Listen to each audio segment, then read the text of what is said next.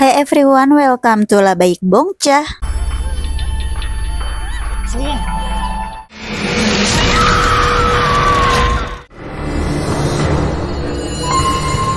Ini seru banget loh, walaupun nontonnya harus pelan-pelan. Salah satu drama yang cowoknya tuh sering terluka.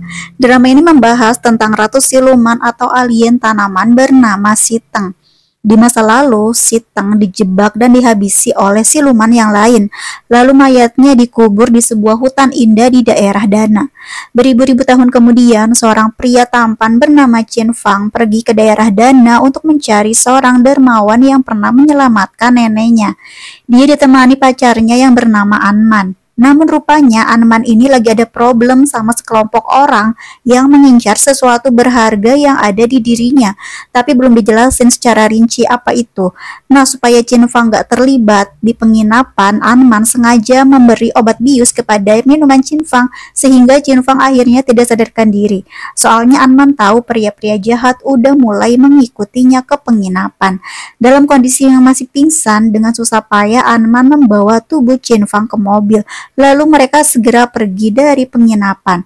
Anman pikir dia dan Qin Fang udah aman, tapi parahnya dua laki-laki jahat terus mengikuti mereka. Kondisi Qin Fang terpantau masih pingsan.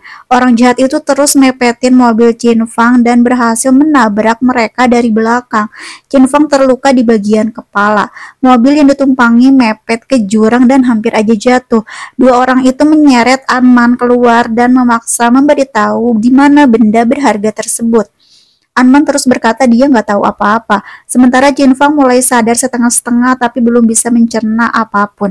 Kepalanya masih sangat sakit. Yang jelas dia sempat melihat Anman ada di depan bersama dengan pria tadi.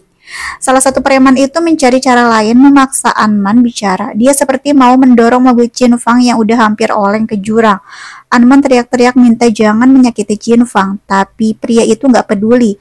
Pria itu terus beneran membalikan mobil Qin Fang sampai terjun bebas ke jurang dengan sangat mengenaskan.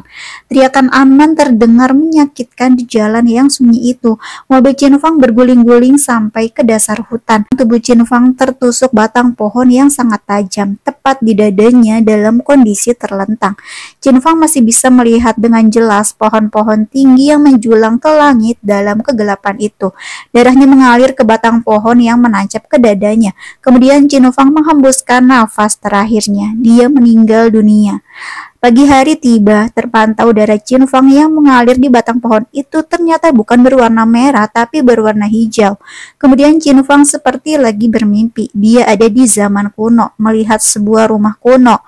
Ada musik juga yang sedang dimainkan.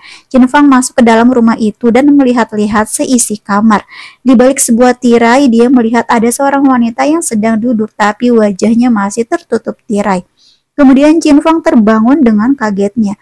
Dia bangkit dari kematian. Dia bernafas dengan baik walau masih ngos-ngosan.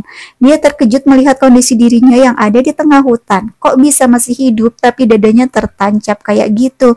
Qin Fang merasakan rumput-rumput di atas tanah yang lebat mulai bergerak-gerak. Secara ajaib seperti ada sihir, seorang wanita cantik bangkit dari tanah dan melayang-layang di udara. Dia adalah Siteng, si ratu siluman pohon yang sangat ditakuti. Begitulah takdir antara manusia dan siluman pohon terjadi. Dua insan yang sudah mati bangkit kembali bersama-sama.